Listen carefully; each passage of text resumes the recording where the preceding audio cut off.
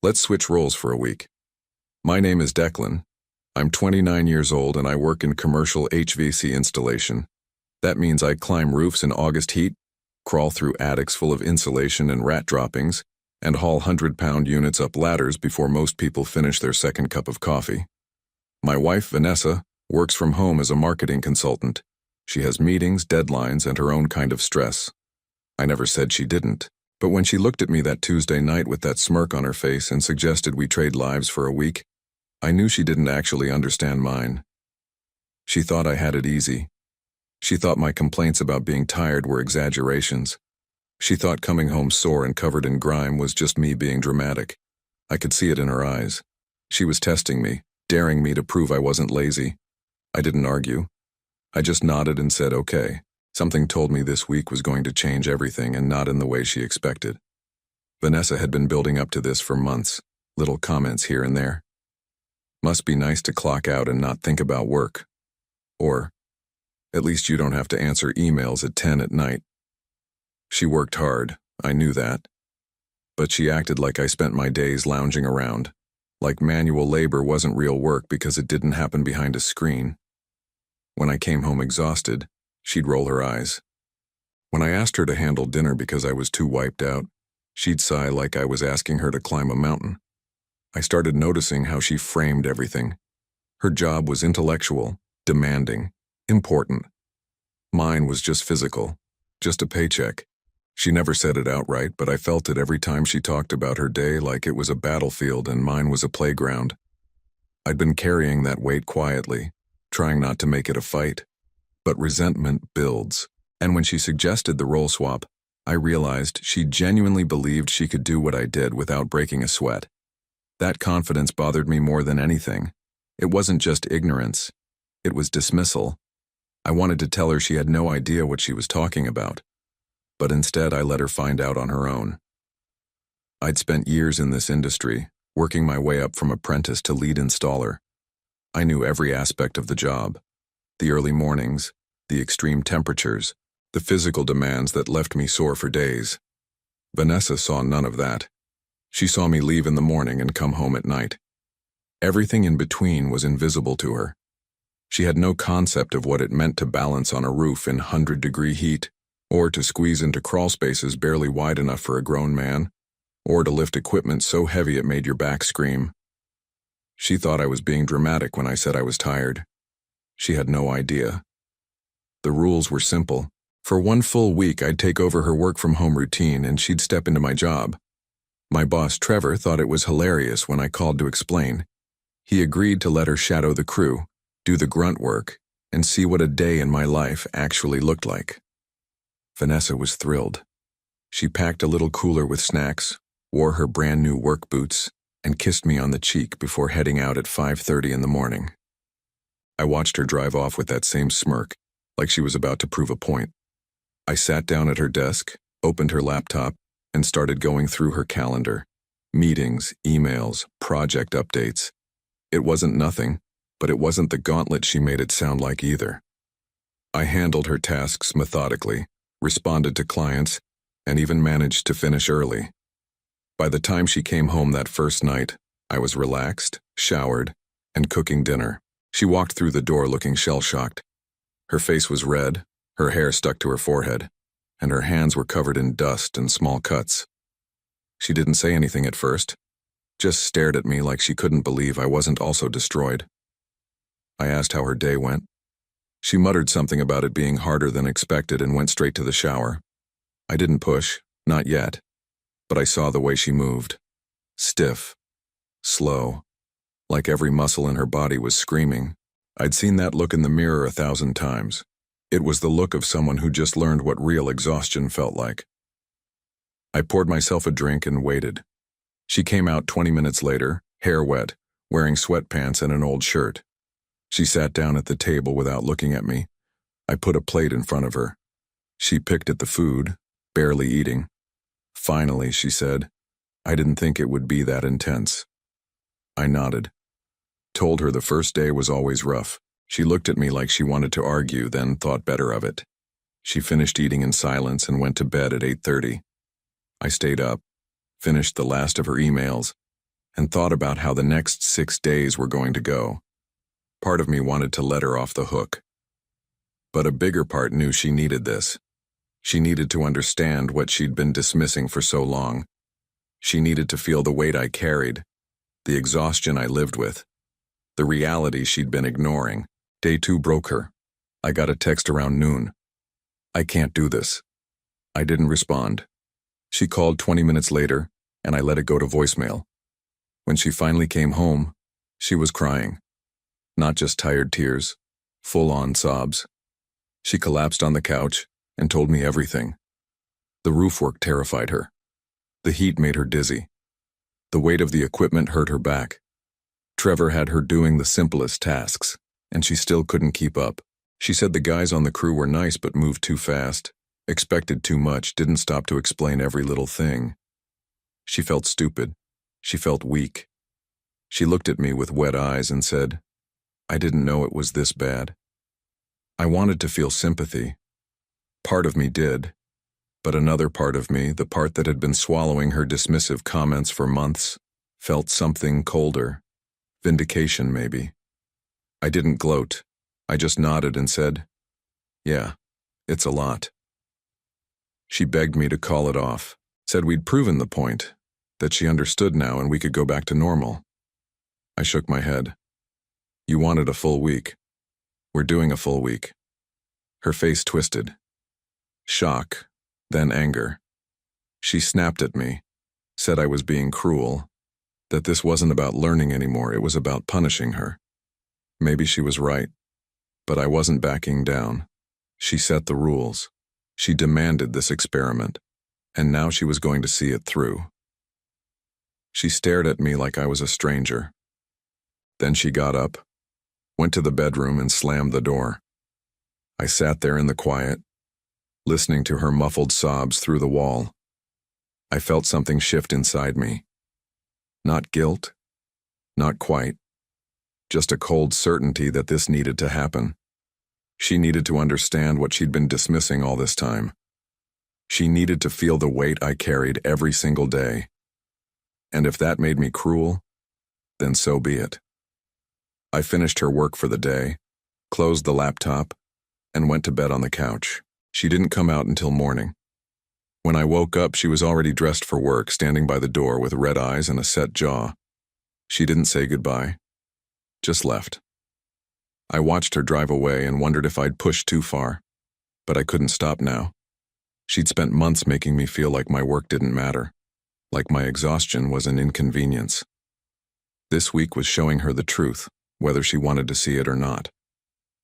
I thought about all the times she dismissed me, all the times she acted like I was exaggerating, all the times I felt small in my own home. This experiment was about more than proving a point. It was about finally being seen. Day 3 was worse. She didn't even make it to the job site on time. I woke up to find her sitting at the kitchen table staring at nothing. Her hands were bandaged, her shoulders slumped. She looked at me and said, "I can't go back out there." I told her she had to. She screamed at me, called me heartless, said I was enjoying watching her suffer, that I was supposed to be her partner, not her enemy. I stayed calm. I reminded her that this was her idea, that she accused me of exaggerating, of being lazy, of having it easy, that she spent months making me feel like my exhaustion didn't matter because her job was somehow more legitimate. I told her I wasn't punishing her.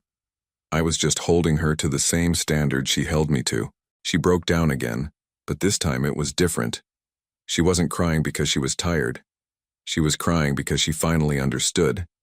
She saw the gap between what she thought my life was and what it actually was. And she hated that gap. She hated being wrong. I didn't let up. I told her to call Trevor and let him know she'd be there. She refused at first, but I didn't argue.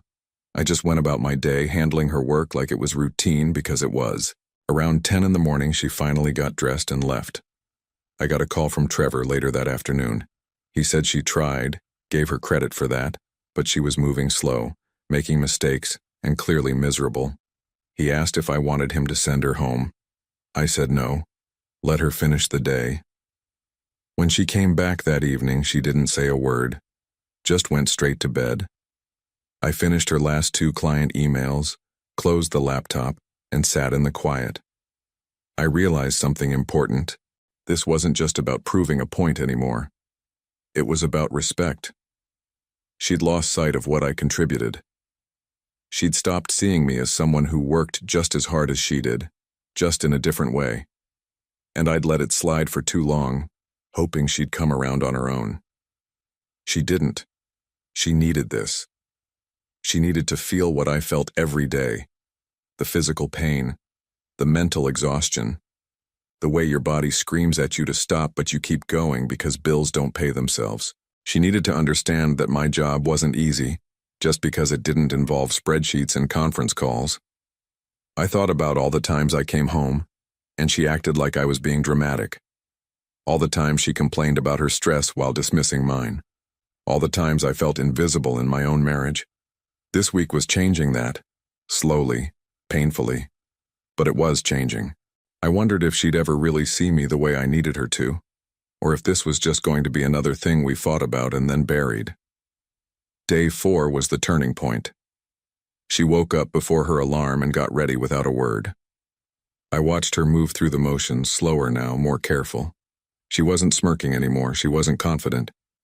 She looked defeated, but she was still going. I almost felt bad. Almost. But then I remembered the way she used to sigh when I asked for help with dinner.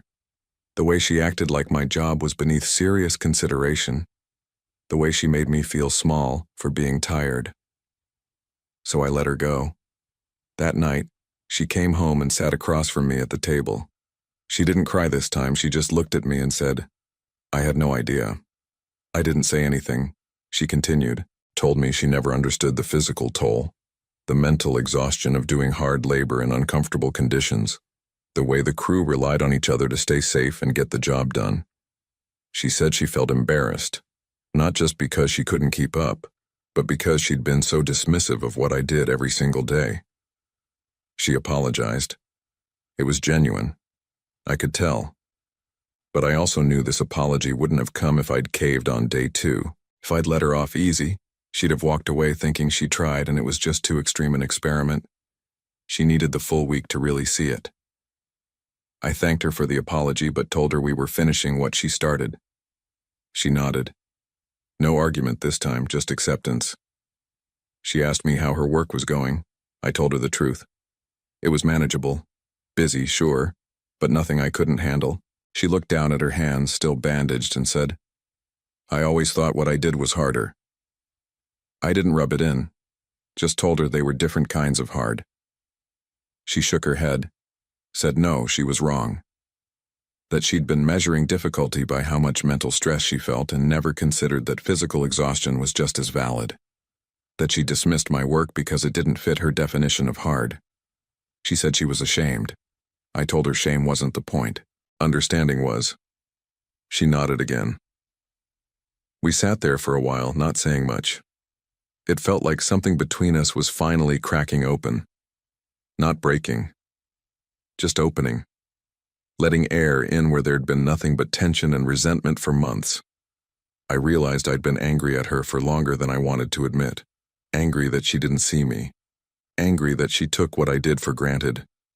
This experiment forced her to confront that, and watching her sit there, humbled and genuinely apologetic, I felt some of that anger start to fade. Not all of it, but enough. I could see the shift happening in her. The way she looked at me now was different, like she was seeing someone she'd overlooked for too long. It wasn't pity, it was respect, and that was what I'd been missing all along. Day 5 was quieter. She went to work without complaint. I kept handling her tasks, which by now felt almost automatic. I even started noticing inefficiencies in her workflow, little ways she could save time, things she overcomplicated because she was so focused on appearing busy. When she came home, she was exhausted but calmer.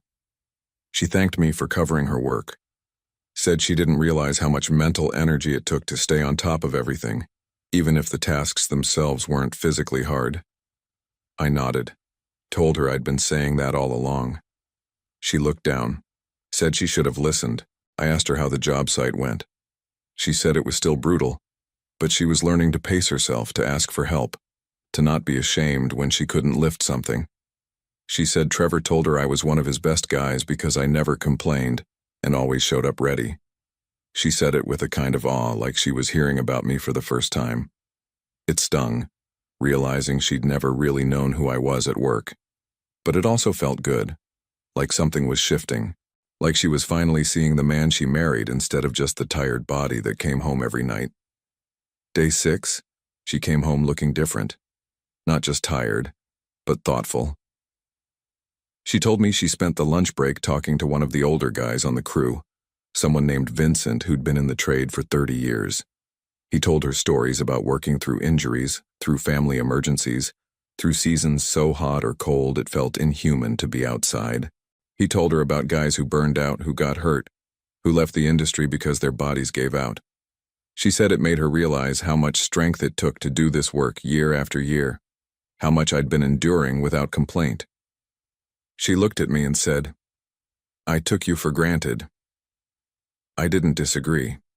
She said she understood now why I was so tired all the time, why I didn't want to go out on weekends, why I sometimes snapped when she asked me to do one more thing around the house. She said she saw me differently now, not as lazy or dramatic, as someone carrying a weight she'd never acknowledged. She said Vincent told her that good HVAC guys were rare because most people couldn't handle the demands, that the ones who lasted were tough in ways most people never had to be. She said she felt ashamed that she'd never seen that in me, that she'd dismissed something that required so much strength and endurance. Day 7 was the last day. When Sunday night rolled around and the experiment officially ended, we sat down together and talked for hours. She admitted she'd been wrong, not just about the difficulty of my job, but about the way she treated my contributions to our life. She said she got so caught up in her own stress that she stopped seeing mine. She said she took me for granted, assumed I'd always just handle things, and never questioned whether I was struggling too. I told her I felt invisible, that I spent months trying to tell her I was tired, that I needed support, and she brushed it off every time. She cried again, but this time it felt different, like she was really hearing me. She promised to do better, to see me, to respect what I did, not just tolerate it. I believed her. Not because the words were perfect, but because I'd watched her face reality head-on and come out the other side humbled. She couldn't handle 2 days of what I did every day. That truth changed everything between us. It gave us a foundation we'd been missing: mutual respect, understanding, recognition of what we each brought to the table. The real shift came in the weeks after the experiment ended. Vanessa started asking about my day. Not in a polite surface-level way, but genuinely wanting to know. She asked about the projects, the crew, the challenges. She stopped rolling her eyes when I came home tired. She started pulling her weight more around the house without me having to ask. One night, about 2 weeks later, we were sitting on the couch and she turned to me and said, "I don't know how you do it." I asked what she meant. She said, "I couldn't last a week. You do it every day. You've been doing it for years. And you never made me feel bad for not understanding." I shrugged, told her I didn't want to make her feel bad. I just wanted her to see me. She nodded, said she did now, and I believed her. Her attitude changed in other ways too. She stopped comparing our jobs, stopped acting like hers was inherently more valuable because it was intellectual. She started talking about my work with respect, even pride. When her friends asked what I did, she didn't just say HVAC and move on. She told them I climbed roofs, installed complex systems, kept buildings running. She made it sound important.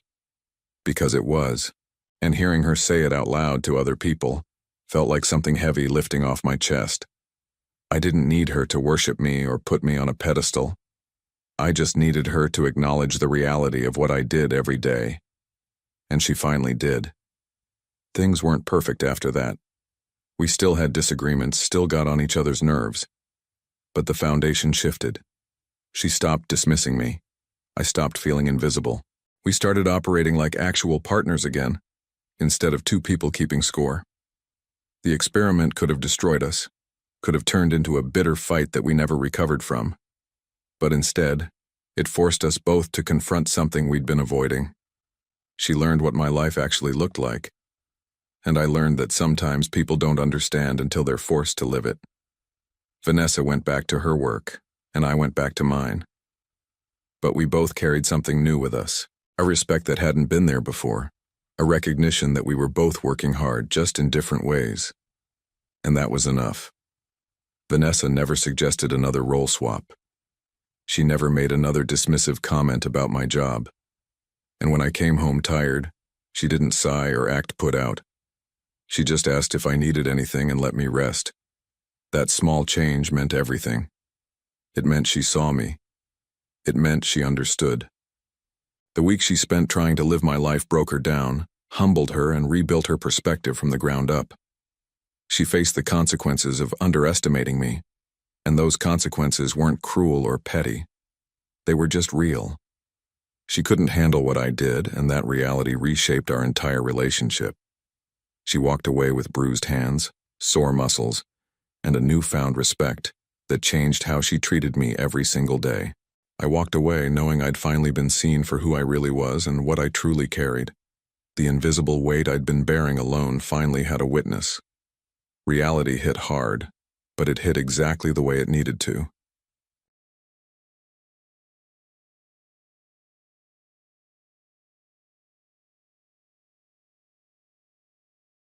Who wants my husband? He's cheap and boring. My name is Derek. I was 32 years old, standing in our backyard on a Saturday afternoon in Minneapolis, Minnesota, holding a beer I didn't want to drink. My wife, Kelly, had just said those words loud enough for everyone at the barbecue to hear.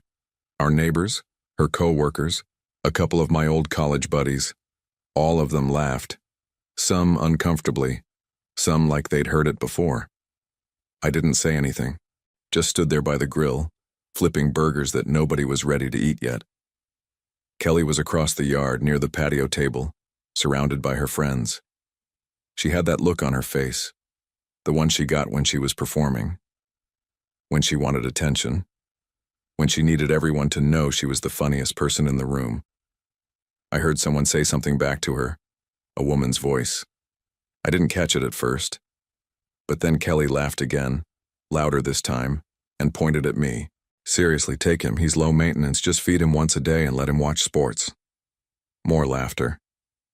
I turned the burgers, watched the fat drip into the flames.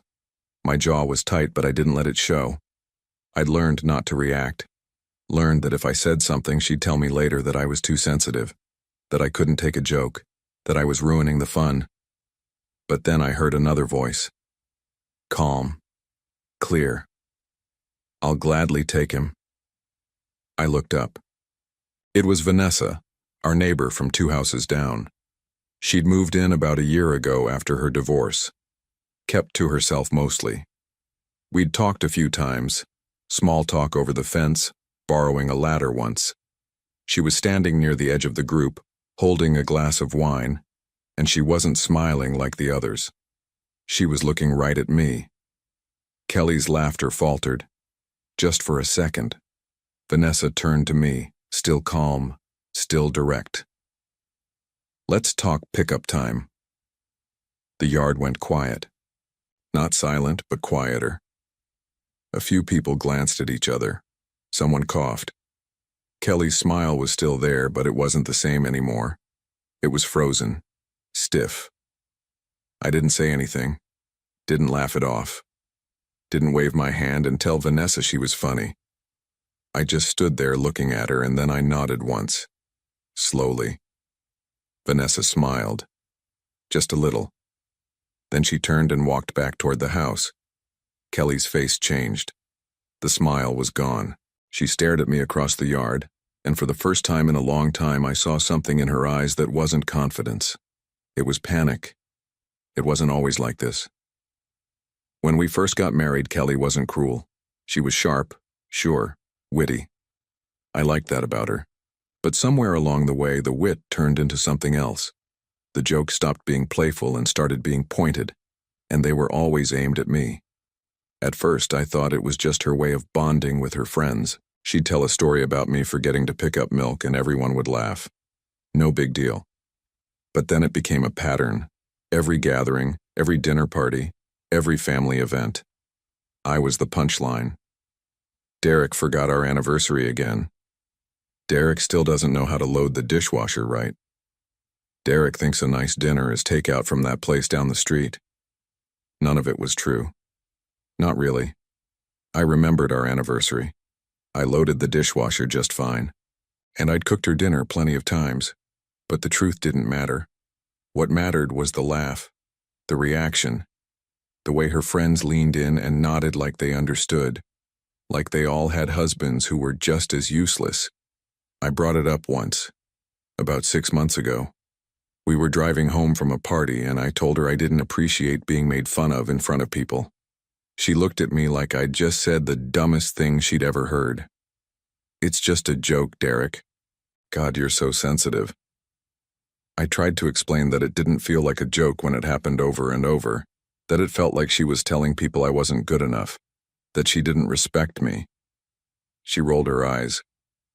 "You're overthinking it. Everyone knows I love you." But she didn't say she'd stop, and she didn't. So I stopped bringing it up. I'd stand there at parties, at barbecues, at dinners, and I'd let her say whatever she wanted. I'd smile when people looked at me. I'd shrug and play along, because what else was I supposed to do? Make a scene? Prove her right by being the guy who couldn't take a joke? But today was different. Today someone else had stepped in. Someone who didn't laugh. Someone who looked at me like I was worth more than Kelly made me out to be, and I didn't stop her. I let Vanessa say what she said. I let the silence hang there. I let Kelly feel what it was like to be the uncomfortable one for once, and I wasn't sure yet what that meant. But I knew one thing. I wasn't going to apologize for it. The barbecue kept going, but the energy had shifted. People were quieter. Conversations felt forced. Kelly stayed near her friends, but she kept glancing at me. I could see her trying to figure out what to do next, trying to figure out if she should laugh it off or confront me. I didn't give her the chance. I stayed by the grill, finished the burgers, brought them over to the table. Smiled when people thanked me, acted like nothing had happened. But something had. I could feel it in the way people looked at me, not with pity, not with judgment, with curiosity, like they were seeing me differently, like maybe, for the first time, they were wondering if Kelly's jokes were actually funny, or if they were just mean. Vanessa came back outside about 20 minutes later. She walked past the group, stopped near the grill, and grabbed a burger. She didn't say anything to me, didn't need to. She just looked at me, gave a small nod, and walked back toward her yard. Kelly saw it. I know she did. Her face went red, not embarrassed red, angry red. By the time the last guest left, it was almost 8 in the evening. The sun was setting, and the backyard was a mess of paper plates and empty bottles. Kelly was inside, cleaning up the kitchen. I stayed outside, picking up trash, taking my time. When I finally went inside, she was standing by the sink, arms crossed. "What the hell was that?" she said. I didn't answer right away, just put the trash bag by the back door and leaned against the counter. "What was what?" I asked. "You know what, Vanessa, you just stood there and let her say that." "She was joking," I said. Kelly's eyes narrowed. "No, she wasn't." I shrugged. "Then maybe you shouldn't have joked about giving me away." She stared at me. For a second, I thought she was going to yell. But she didn't. She just shook her head and turned back to the sink. "You're being ridiculous," she muttered. I didn't argue, didn't defend myself. I just walked out of the kitchen and went upstairs. I sat on the edge of the bed thinking about the look on Kelly's face when Vanessa said what she said, the way her smile had cracked, the way she'd panicked. I thought about the years of jokes, the years of being made small, the years of swallowing it and pretending it didn't hurt. And I realized something. I wasn't angry, I wasn't even hurt anymore, I was just done. Kelly came upstairs about an hour later. I was lying in bed, staring at the ceiling when she walked in. She didn't say anything at first, just stood in the doorway, arms still crossed. "We need to talk," she finally said. I didn't move. "Okay." She came into the room, sat on the edge of the bed. Her voice was quiet, but there was an edge to it. You embarrassed me today. I turned my head to look at her. I embarrassed you? Yes. You made me look like an idiot in front of everyone. I sat up slowly. How did I do that? You didn't say anything. When Vanessa said that, you just stood there. You didn't defend me. You didn't tell her it was a joke. You just let her think. Let her think what? I interrupted. Kelly's jaw tightened.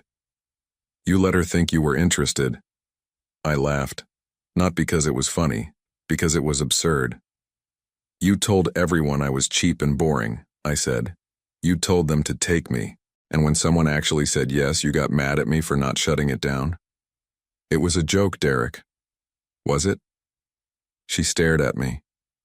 Of course it was. Then why are you so upset? She didn't answer right away. Just looked at me like I was supposed to know, like I was supposed to understand that her jokes were fine but mine weren't. That she could say whatever she wanted, but I had to play along. You made me look bad, she said again. I stood up, walked to the window, looked out at the darkening street. I didn't make you look bad, I said. You did that yourself. She stood up too. What the hell is that supposed to mean? I turned to face her. It means I'm tired of being your punchline. I'm tired of standing there while you tell people I'm not good enough. I'm tired of pretending it doesn't bother me. It's just jokes, Derek, you know that. No, I said. It's not. She opened her mouth to argue, but I kept going. You tell people I'm cheap because I don't want to spend $200 on a dinner we could make at home. You tell people I'm boring because I don't want to go out every weekend. You tell people I forget things because you want them to think I don't care. But I do care. I've always cared, and you know that. Her face was red now, angry, but also something else. Uncertain. You're overreacting, she said. Am I? Yes. It's always been like this. You've never had a problem with it before. Maybe I should have, I said. She stared at me. For a long time. And then she turned and walked out of the room. I didn't follow her. I sat back down on the bed and thought about what I'd just said, about how long I'd been holding it in, about how much easier it would have been to just apologize, to tell her she was right, to go back to being the guy who didn't complain. But I wasn't that guy anymore, and I didn't know if I could go back to being him even if I wanted to. The next few days were tense. Kelly didn't bring it up again, but she didn't need to. It was there in every conversation, every look, every silence. She went to work. I went to work. We passed each other in the kitchen, in the hallway, and neither of us said much. She'd ask if I wanted dinner. I'd say sure. We'd eat. We'd clean up. We'd go to bed. But it wasn't the same. I started thinking about all the other times she'd done it. Not just at the barbecue, not just at parties, but everywhere. At her parents' house, she'd told them I didn't know how to fix anything around the house. That wasn't true. I'd fixed the sink, the fence, the garage door.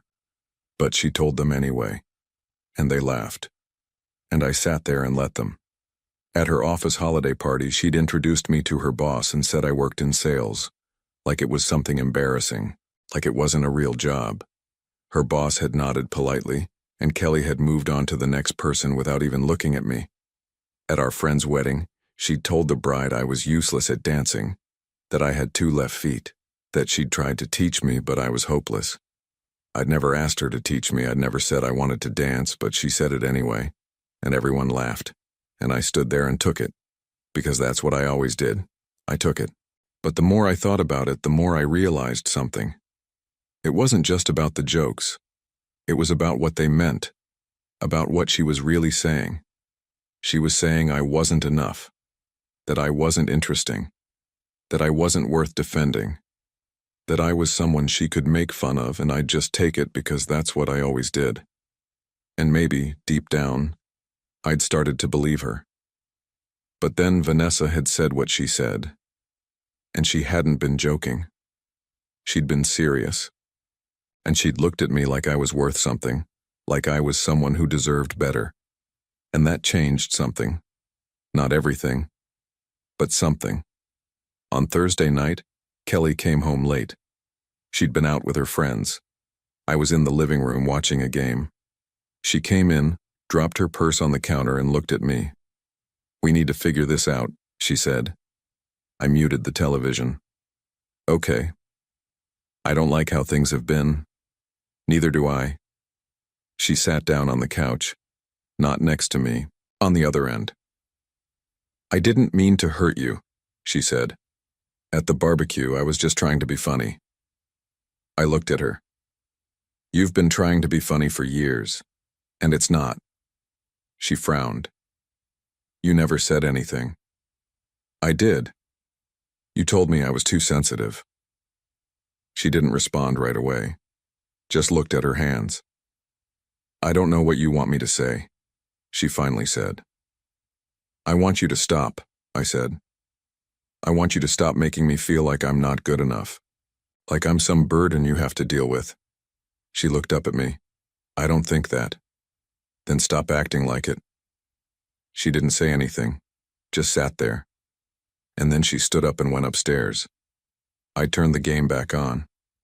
But I wasn't watching it. I was thinking about how many times I'd said something like this before, and how many times nothing had changed. And I realized that this time, it had to be different. Because I couldn't keep living like this. On Saturday morning, I got a text from Vanessa. "Hey, I wanted to apologize if I made things awkward last weekend. That wasn't my intention." I stared at the message for a minute before I replied. "You didn't. Don't worry about it." She responded a few seconds later. "I meant what I said, though. If you ever need someone to talk to, I'm here." I didn't know how to respond to that, so I just said thanks and put the phone down. Kelly came into the kitchen a few minutes later. She saw me looking at my phone and frowned. "Who's that?" she asked. "Nobody," I said. She didn't believe me, I could tell, but she didn't push it. We had breakfast in silence. Then she went upstairs to get ready for something. A brunch with her friends, I think. I stayed in the kitchen cleaning up. My phone buzzed again. Another text from Vanessa. "I'm serious. You deserve better than how she treats you." I read it twice. Then I put the phone in my pocket. Kelly came back downstairs about 20 minutes later. She was dressed up, hair done, makeup on. "I'll be back around 3, she said. I nodded. "Okay." She hesitated by the door, like she wanted to say something, but she didn't. She just left. I sat on the couch for a while, thinking about Kelly, about Vanessa, about everything. And then I made a decision. I grabbed my keys and walked outside, down the street, to Vanessa's house. She answered the door after a few seconds. She looked surprised to see me. "Derek," she said. "Can we talk?" I asked. She nodded and stepped aside to let me in. We sat in her living room. She offered me coffee. I said no. She sat across from me waiting. "I don't know what I'm doing," I said. She didn't say anything, just listened. "Kelly's been making jokes about me for years," I continued. "And I've just taken it. Because I thought that's what you do. You let things go. You don't make a big deal out of it. But it's not just jokes. It's the way she sees me, the way she treats me. And I don't know if I can keep doing it." Vanessa nodded slowly. "You shouldn't have to. But I don't know what the alternative is," I said. "I don't know if I'm overreacting. If I'm making this into something it's not." "You're not," she said. "Trust me. I've been where you are, and it doesn't get better unless something changes." I looked at her. "What did you do?"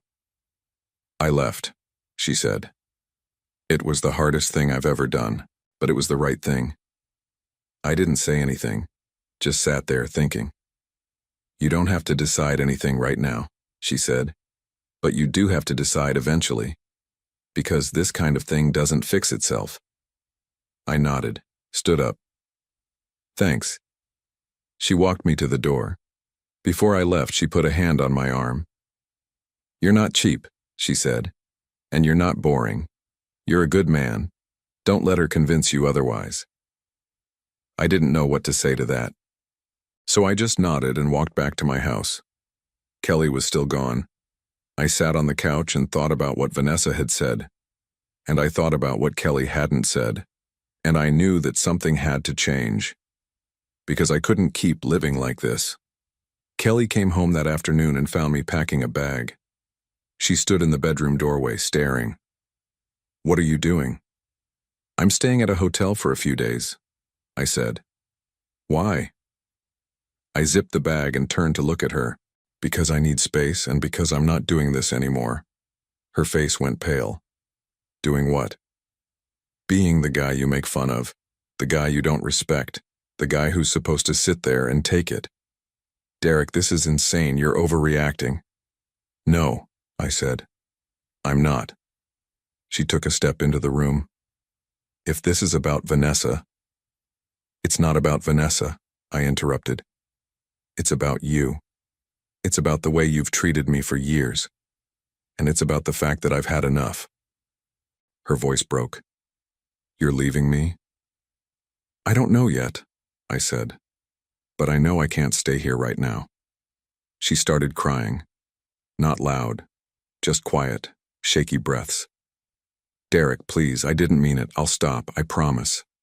I picked up the bag. "You've promised before. This time is different." I walked past her, stopped in the doorway. "Maybe it is, but I need to figure that out on my own." I left, got in my car, drove to a hotel on the other side of town, and for the first time in years I felt like I could breathe. 2 days later, Vanessa texted me again. "I saw your car was gone. Are you okay?" I told her I was staying at a hotel, that I needed space. "Good for you," she wrote back. "That takes guts." I didn't respond, but I kept the message. Kelly called me every day, left voicemails, sent texts, told me she was sorry, told me she'd change, told me she didn't know what she'd do without me. But she didn't ask what I needed. She didn't ask how I felt. She just kept telling me what she wanted. And that told me everything. I stayed at the hotel for a week.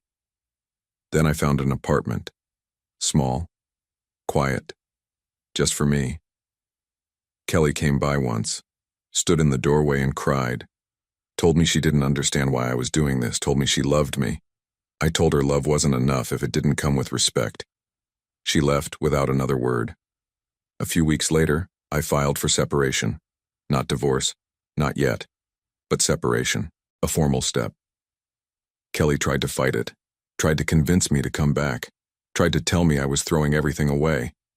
But I wasn't throwing anything away. I was reclaiming something I'd lost a long time ago. Vanessa and I stayed in touch. Not romantically, just as friends. She checked in on me, made sure I was okay. And sometimes we'd sit on her porch and talk about life, about choices, about what it meant to start over. One evening, about 2 months after I'd left, she asked me if I regretted it. I thought about it, about Kelly, about the years we'd spent together, about the good times and the bad. "No," I said. "I don't." She smiled. "Good." Kelly eventually moved out of the house. We sold it, split the money. She moved in with one of her friends. I stayed in the apartment. And slowly, over time, I started to feel like myself again. Not the guy who stood by the grill and took the jokes. Not the guy who smiled and pretended it didn't hurt. The guy I was before all that. The guy I'd almost forgotten. The guy who knew he was worth more than cheap and boring.